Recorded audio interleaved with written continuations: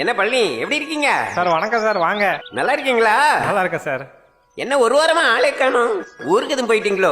பையன் ஊருக்கு வந்தான் சார், அதான் லீவு. பையன் காலேஜ் படிக்கிறான்ல? ஆமா சார், இது கடைசி வருஷம். நல்லா படிக்க சொல்லுங்க. நல்லா படிக்கணும். நல்லா படிச்சு ஒரு வேலைக்கு வந்துட்டான்னு வைங்க, உங்க கஷ்டம் எல்லாம் தீர்ந்துடும். ஜம்முன்னு இருக்கலாம். என்ன ஹெல்ப்னாலும் ஏட்ட கேளுங்க, நாங்க இருக்கிறோம். சரிங்க. தைரியமா இருங்க. கண்டிப்பா சார். சரியா? வரட்டுமா? வணக்கம்மா, நல்லா இருக்கீங்களா? நீங்க? Doctor sir இருக்காருங்களா? அவர் வந்தாரு, மறுபடி போன் வந்ததுன்னு போயிட்டாரே.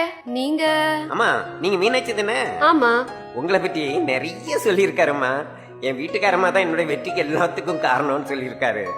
எந்த மீட்டிங்ல பேசினாலும் உங்களை பற்றி பெருமையா சொல்லாத நாளே கிடையாதுமா. உங்களை சந்திச்சதுல சந்தோஷமா. வாங்க, காஃபி குடிச்சிட்டு போலாம் வாங்க. பரவாயில்லம்மா, இன்னொரு நாள் சவாசமா வந்து சாப்பாடே சாப்பிட்டு போறேம்மா. சார் வந்தா சவுந்தரராஜன் வந்துட்டு போனாருன்னு சொல்லுங்கம்மா. சரிங்க. தம்பி மதுரையோ? ஆமாம் சார். எப்படி கண்டுபிடிச்சிங்க?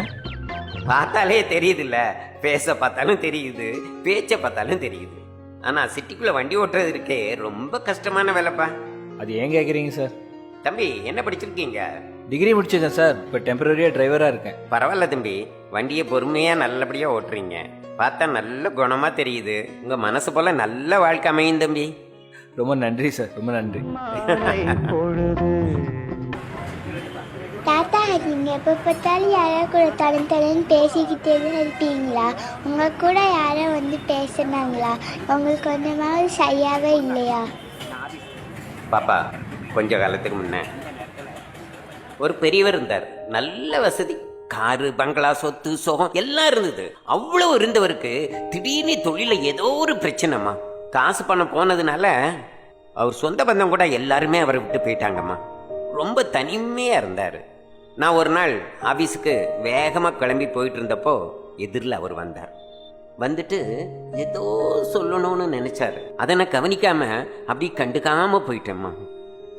அடுத்த நாள் பார்த்தப்போ அவர் இறந்துட்டாருமா. பாவம், தற்கொலை பண்ணிட்டாரு.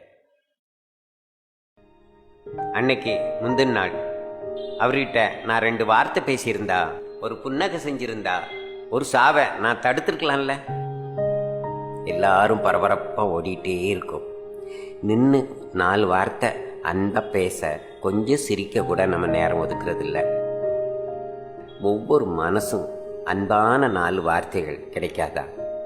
ஒரு சிரிச்ச முகம் நமக்காக நம்மை வரவேற்க இருக்காதா? நம்மகிட்ட கொஞ்சம் அக்கறை காமிக்கிறதுக்கு ஒரு உயிர் நமக்காக இருக்காதா? அப்படிங்கிற தவிப்பு ஒவ்வொருடைய மனசுலையும் ஆழத்துல இருந்துட்டு